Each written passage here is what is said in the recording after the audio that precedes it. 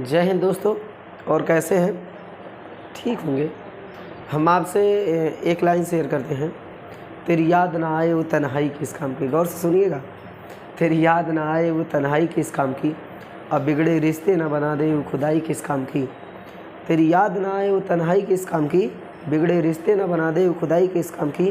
बेशक हमें जाना है ऊंचाइयों तक, जहाँ से अपने न दिखाई दे ऊंचाई किस काम की। इन्हीं शब्दों के साथ हम प्रारंभ करते हैं। हम लोग जो है कि कुछ सिद्धांत भी देखे थे, यहाँ पे विवाद देखे थे। मूल अधिकार से संबंधित टॉपिक में भाग नंबर 3 चल रहा था। ये काफ़ी लंबा टॉपिक है, भाग नंबर 3 लंबा है थोड़ा सा। यहाँ से प्रश्न भी पूछे जाते हैं, गौर कीजिएगा। एग्ज़ाम वगैरह में जो भी वनडे एग्ज़ाम होगा और यहाँ से प्रश्न भी पूछे जाते हैं, यहाँ से गौर से हमें देखना है। एक एक आर्टिकल का हम लोग जिक्र करेंगे। छोटा छोटा टॉपिक है भले से, लेकिन एक न एक दिन काम आने वाला है। देखिएगा एग्ज़ाम में ज़रूर 100% क्वेश्चन फंसेंगे ज़रूर। तो देखिए, गौर करिएगा। भाग नंबर 3 हम लोग देखे थे, मूल अधिकार की बात कर रहे थे, जिसको फंडामेंटल राइट्स कहते हैं। और भाग नंबर 3 में इसका उल्लेख है, और इसी भाग को मैग्ना कार्टा कहा जाता है। ये स्टोरी पता है 1215 राजा जॉन के द्वारा। और राजा जॉन इसी को अधिकार पत्र भी कहते थे। और वहाँ उस देश में, ब्रिटेन में, वहाँ पे कहते थे, वहाँ पे इसे मैग्ना कार्टा के नाम से जानते थे। मैग्ना कार्टा मतलब ये है कि अधिकार पत्र, मतलब जिसमें लिखे जाते हैं उसी को अधिकार पत्र बोलते हैं। और आगे बात करते हैं मूल अधिकार। ये आर्टिकल 12 से 35 तक है बात। आर्टिकल 12 से 35 तक है, लेकिन इसमें थोड़ी सी बात ये है कि 12 से 35 तक यहाँ से थोड़ी से लंबा सिलसिला चल जाता है। देखिए 12 से लेकर के 35 तक लगभग यहाँ से 13-14 आर्टिकल, 15-15 आर्टिकल, 13-14 आर्टिकल इसी में डायरेक्ट समाहित हो जाएंगे। तो बात ये करते हैं कि मूल अधिकार, हम आपसे ये भी बताए थे पहले मूल अधिकारों की संख्या कुल 7 थी, लेकिन वर्तमान की बात करते हैं, वर्तमान में मूल अधिकारों की संख्या कितनी है? मूल अधिकारों की संख्या में वर्तमान में 6 है। आपसे ये भी बता, आज हम सभी देख लेंगे कि मतलब है कौन से मूल अधिकार कितने प्रकार से हैं और कौन से मूल अधिकार कितने कितने आर्टिकल के तहत आएंगे, ये भी हम लोग देखेंगे। फिर देखते हैं, चलिए स्टार्ट करते हैं। तो हम आपसे ये बता रहे हैं, जो एक 7वां अधिकार था, इसे हम लोग संपत्ति का अधिकार कहते हैं। जो 7वां मूल अधिकार है, हम आपसे ये भी बताए थे 44वें संविधान संशोधन के माध्यम से, कॉन्स्टिट्यूशन अमेंडमेंट, इसी को इंग्लिश में कॉन्स्टिट्यूशन अमेंडमेंट कहते हैं और इसी हिंदी में संविधान संशोधन कहते हैं। और 44वें संविधान संशोधन 1978 के तहत क्या है कि इसे मूल अधिकार से हटा दिया गया है। किसे हटा दिया गया है? संपत्ति के अधिकार को। इस संपत्ति के अधिकार को जो हटाया गया है, इसे वर्तमान में विधि अधिकार बनाया गया है। विधि अधिकार बनाया गया है, या इसी को कानूनी अधिकार बनाया गया है। कानूनी अधिकार, इसका मतलब समझ लेते क्या है विधि अधिकार या कानूनी अधिकार। देखिए कि अभी जो कुछ विवाद बताए थे, शंकरी प्रसाद का, सज्जन सिंह मामला, गोलकनाथ मामला, केशवानंद मामला, ये सारे के सारे जो विवाद हुए थे, ये सारे के सारे विवाद किसके माध्यम से? सारे विवाद ये मूल अधिकार से संबंधित, मतलब संपत्ति के अधिकार पे थे ये सारे के सारे। और इसमें कौन इसमें परिवर्तन कर सकता है, कौन मूल अधिकार के से संबंधित हस्तक्षेप कर सकता है, कौन नहीं कर सकता है, इसके बारे में हम लोग तमाम प्रकार के जिक्र देखे थे। तो बात ये कहने का मेरा उद्देश्य ये है कि मूल अधिकार क्या हमारे मूल अधिकार को हतोत्साहित किया जा सकता है, या कोई व्यक्ति विशेष या किसी राज्य के द्वारा मूल अधिकार से संबंधित हस्तक्षेप किया जा सकता है? अगर यह हस्तक्षेप होता है तो क्या करेंगे हम लोग? कहाँ जाएंगे अपने संरक्षण प्रदान करने के लिए? कौन कौन से ऐसे जगह हैं जो संरक्षण प्रदान किए जा सकते हैं? तो ऐसे 2 स्थान हैं। 2 स्थान हम लोग आर्टिकल नंबर 13 में देखेंगे। अभी हाई कोर्ट और सुप्रीम कोर्ट की बात करेंगे, और उसके बाद हम लोग 12 में अभी हम देखेंगे क्या है क्या नहीं है। तो हम आपसे यहाँ बता रहे थे कि जो है संपत्ति का अधिकार, यहाँ से बात करें संपत्ति का अधिकार में, हम आपसे ये कह रहे थे कि वर्तमान में कानूनी या विधि अधिकार बन गया है। और ये संपत्ति क्यों ऐसा बना है? क्योंकि केशवानंद भारती मामला केरल का राज्य का था, बनाम केरल राज्य। यहाँ से केशवानंद भारती मामले में क्या मामला आया था कि यहाँ पे केशवानंद, ये केरल का विवाद है। एक व्यक्ति है जो एक पुजारी, मतलब है कि मंदिर के पुजारी हैं, और ये मंदिर ट्रस्ट के माध्यम से क्या है कि उनकी ढेर सारी संपत्ति थी।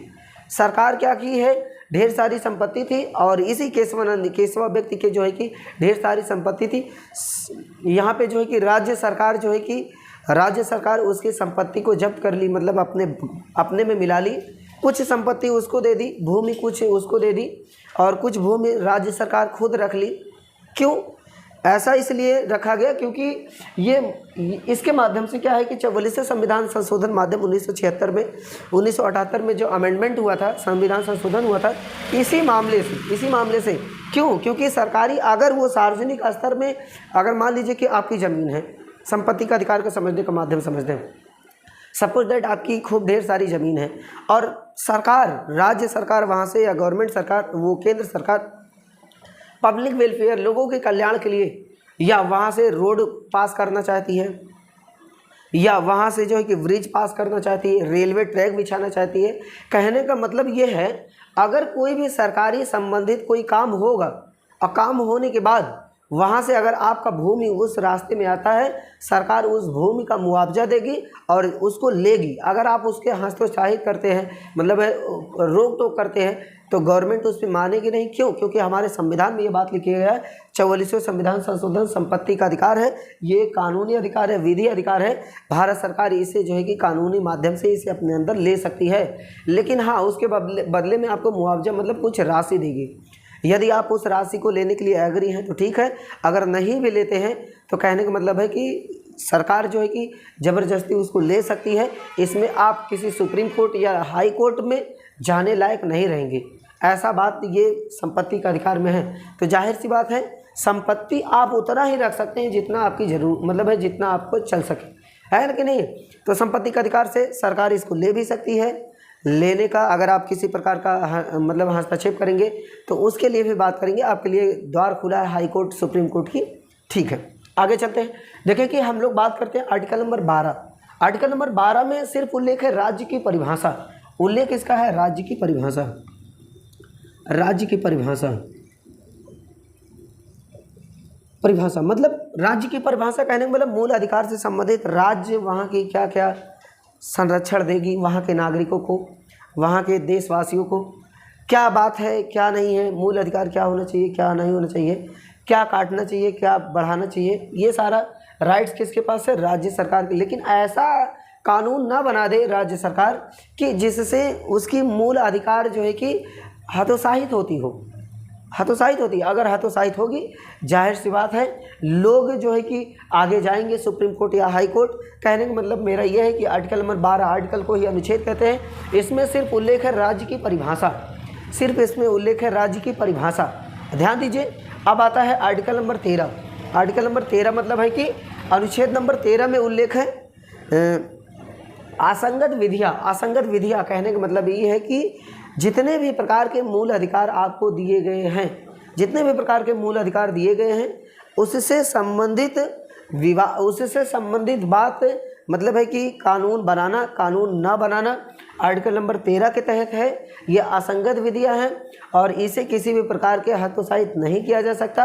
संरक्षण प्रदान है इसे आर्टिकल नंबर 13। लेकिन एक शब्द याद करें, अगर एग्जाम में आ गए आर्टिकल नंबर 13 तो इसमें क्या है कि असंगत, इसमें पूरी लाइन पूरी पैराग्राफ लिखी होगी, लेकिन पूरी पैराग्राफ में सिर्फ एक शब्द आप लोग पकड़ेंगे। ये एग्ज़ाम आप बहुत तेज़ी से, मतलब अगर ये एग्ज़ाम में आता है प्रश्न, इससे आप लोग पकड़ सकते हैं कि असंगत विधियाँ। सिर्फ एक शब्द पकड़े, असंगत विधियाँ। ये असंगत विधियाँ क्या है कि एग्ज़ाम में, जब एग्ज़ाम में पूछेगा आर्टिकल नंबर 12 में किसका उल्लेख है, तो सॉरी आर्टिकल नंबर 13 में किसका उल्लेख है, तो इसमें सारे के सारे मामले इसमें दिए जा सकते हैं। सिर्फ एक शब्द याद करें, असंगत विधियाँ। असंगत विधियाँ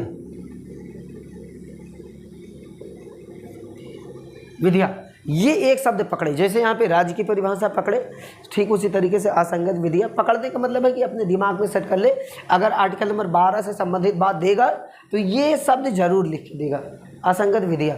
तो इसका संरक्षण इसी आर्टिकल के तहत संरक्षण प्रदान करने का अधिकार, राइट्स दिया गया है। तो ठीक है, आइए हम लोग बात करते हैं कुल कितने प्रकार के है उसको याद करने का प्रयास करते हैं। देखिए कि कुल मूल अधिकार 7 थे, 6 है 7वां संपत्ति का। अब हम लोग 6 अधिकार देख लेते क्या क्या हमारे पास मूल अधिकार है। फंडामेंटल राइट्स कौन कौन से हमें दिया गया है। देखिए कि ये आपको ये भी पता है कि जो है कि ये मूल अधिकार जो है कि यूएसए से लिया गया है, यूएसए देश से लिया गया है वहाँ से। और देखिए कि पहला हमारा जो होता है समानता का अधिकार। गौर से सुने, पहला हमारा क्या है? समानता का अधिकार, समानता का अधिकार। उसके बाद जो है कि दूसरा जो हमारा अधिकार आता है स्वतंत्रता का अधिकार, स्वतंत्रता का अधिकार, स्वतंत्रता का अधिकार। और अगला जो आता है हमारा शोषण के विरुद्ध अधिकार, शोषण के विरुद्ध अधिकार, शोषण के विरुद्ध अधिकार।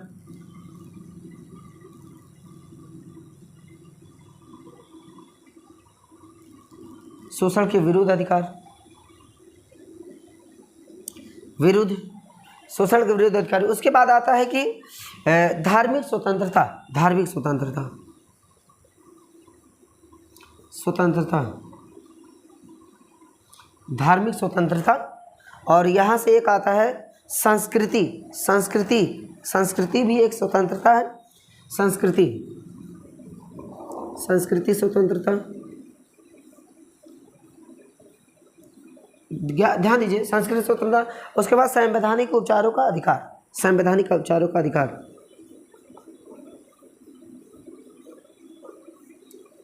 उपचारों का अधिकार, उपचारों का अधिकार। यहाँ पे अधिकार ध्यान देना, संवैधानिक उपचारों का अधिकार। फिर से एक बार गौर करें, समानता का अधिकार, स्वतंत्रता का अधिकार, शोषण के विरुद्ध अधिकार, धार्मिक अधिकार और जो है कि संस्कृति का अधिकार, संवैधानिक उपचारों का अधिकार। ये इतने प्रकार के हैं। काउंट कर लेते कितने हैं, 1 2 3 4 5 6।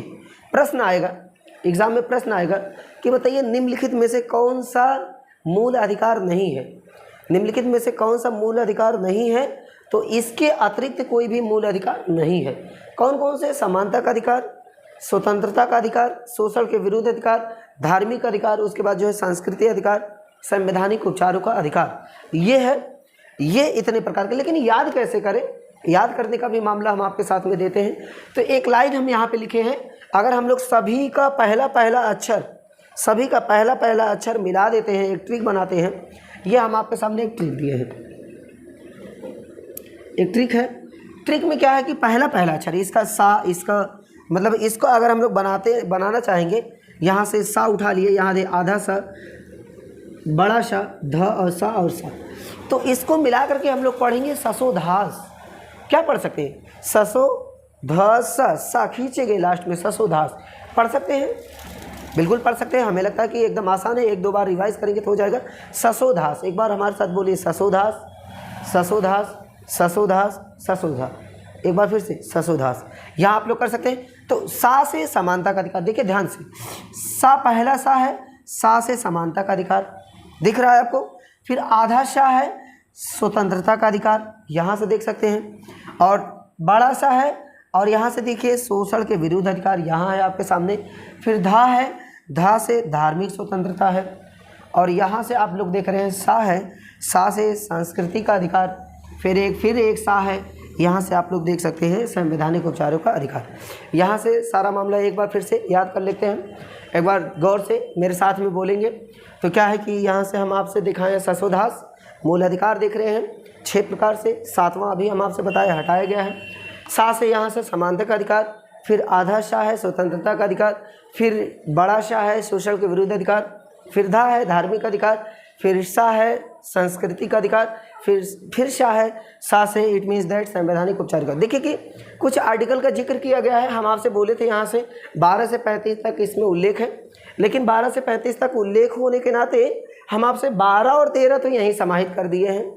लेकिन मेन बात यह है कि जब हम लोग पीसीएस वगैरह का थोड़ी से हाई लेवल का एग्ज़ाम देंगे तो यहाँ से कूट बना के देता है एग्जामिनर, तो यहाँ पे थोड़ी सी डिफ़िकल्टी होता है। वनडे एग्ज़ाम में बहरहाल तो इतने से काम चल जाएगा, लेकिन थोड़ी सी हाई लेवल की परीक्षा देंगे तो वहाँ से कौन सा है कौन सा नहीं है ऐसे प्रश्न पूछे जा सकते हैं। तो गौर कीजिएगा, यहाँ से आर्टिकल को भी हम लोग पकड़ने का काम करते हैं, समझ कर। देखिए 12 राज्य की परिभाषा, 13 असंगत विधियाँ, फिर हम लोग बात करते हैं 12-13 के बाद क्या आएगा 14। अब 14 से लेकर के हम लोग बात करेंगे, 14 से लेकर के यहाँ से 32 तक, यहाँ से हम आपको याद करा देते हैं। याद करने का तरीका ध्यान दीजिएगा। देखिए पहले यहाँ पे हम बात करते हैं कि समानता का अधिकार में, यहाँ गौर करें, समानता का अधिकार में कुल मिलाकर के 5 आर्टिकल है। कितने आर्टिकल है? कुल मिलाकर के 5। इसी के ऊपर हम लोग लिख देते हैं समानता का अधिकार में कुल अनुच्छेदों की संख्या 5 है। ध्यान दीजिए, कुल अनुच्छेदों की संख्या 5 है। और यहाँ पे बात करेंगे स्वतंत्रता का अधिकार में कुल अनुच्छेदों की संख्या 4 है। फिर हम बात करते हैं शोषण के विरुद्ध अधिकार में कुल अनुच्छेदों की संख्या 2 है। फिर हम बात करते हैं धार्मिक स्वतंत्रता के अधिकार में कुल अनुच्छेदों की संख्या 4 है। फिर बात करते हैं संवैधानिक उपचारों के कुल अनुच्छेदों की संख्या 2 है। फिर संवैधानिक उपचारों के अधिकार में सिर्फ एक आर्टिकल आएगा। फिर से एक बार देखिए, याद करने का यहाँ देखते हैं, आपको सिर्फ एक अक्षर याद करना है 5, याद कर लीजिए 5।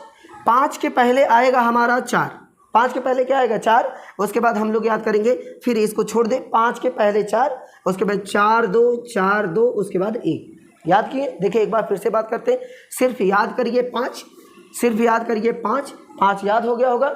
उसके बाद क्या है कि 5 के पहले याद कर लीजिए 4, 4 2, उसके बाद 1। एक बार फिर से मेरे साथ बोले 5, 5 के पहले 4, 4 2, 1। तो कहने का मतलब ये है स्वतंत्रता समानता का अधिकार में 5 आर्टिकल, स्वतंत्रता के अधिकार में 4 आर्टिकल, शोषण के विरुद्ध अधिकार में 2 आर्टिकल, धार्मिक स्वतंत्रता में 4 आर्टिकल और संस्कृति में 2 आर्टिकल, ये जो है कि संवैधानिक उपचारों का अधिकार 1 आर्टिकल। तो बात करते हैं, ठीक है, यहाँ तक याद हो गया होगा।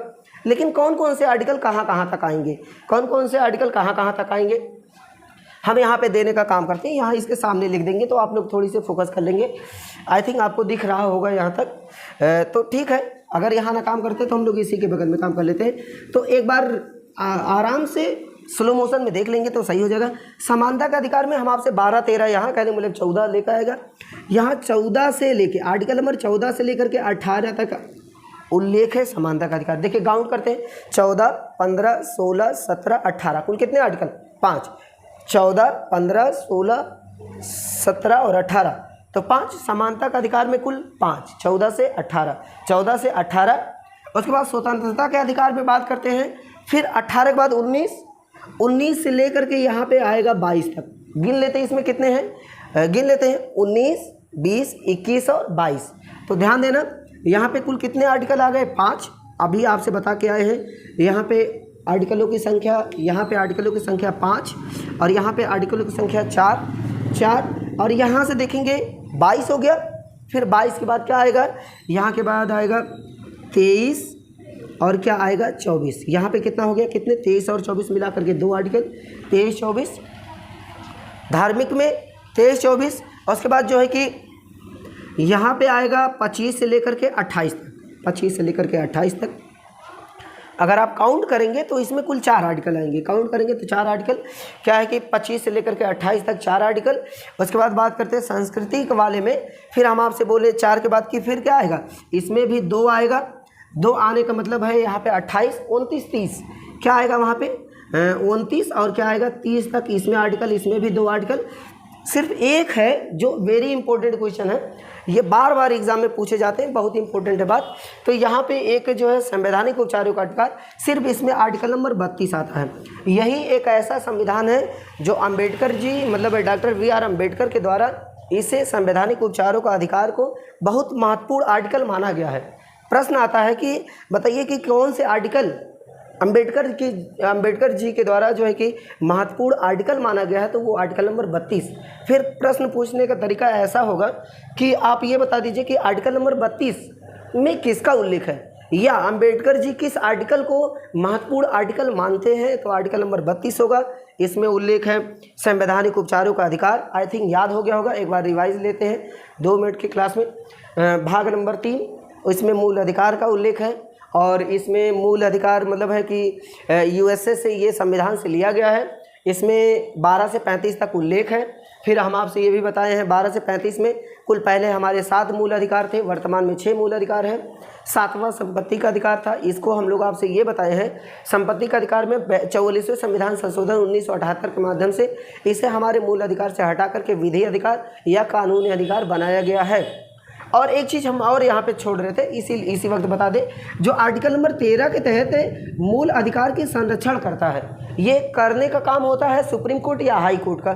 सुप्रीम कोर्ट या हाई कोर्ट का ध्यान दीजिए, ये सुप्रीम कोर्ट और हाई कोर्ट का ये है, मतलब रिट जारी करती है। रिट जारी करती है, कौन जारी करती है? हाई कोर्ट या फिर सुप्रीम कोर्ट। ये जो रिट हाई कोर्ट जारी करती है, HC it means that high court, और SC इसका मतलब है supreme court.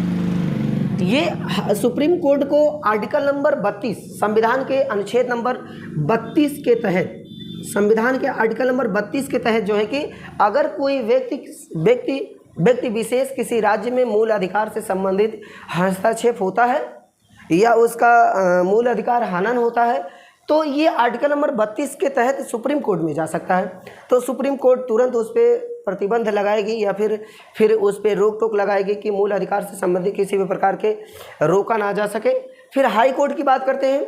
High court article number 226 के तहत, संविधान के आर्टिकल 226 के तहत हाई कोर्ट में जा सकते हैं, लेकिन डायरेक्ट आप जो है कि हाई कोर्ट या सुप्रीम कोर्ट में नहीं जा सकते। ठीक है, मूल अधिकार से संबंधित संरक्षण प्रदान करते हैं। ये एक रिट जोड़ने की बात है। सुप्रीम कोर्ट रिट जारी करती कुल 5 प्रकार से, लाएंगे एक वीडियो इस पे भी। तो सुप्रीम कोर्ट 5 प्रकार से रिट जारी करती है और हाई कोर्ट की बात करते हैं 6 प्रकार के रिट जारी करती है। रिट जारी करने का मतलब है मूल अधिकार से संबंधित बचाव करने के लिए रिट जारी करती है, प्रतिबंध लगाती है। आई थिंक याद हो गया होगा, 14 से 18, 19 से 22, फिर 23-24, फिर 25 से लेकर के 28, फिर 29-30, फिर 32, आर्टिकल नंबर 31 छूटेगा। हम लोग अब धीरे धीरे क्या करेंगे, इसी को हम लोग रिवाइज करेंगे। 5, 4, 4, 2, 4, 2, 1, ये याद हो गया होगा। ठीक है, धन्यवाद। फिर मिलेंगे, इसको रिवाइज कीजिएगा।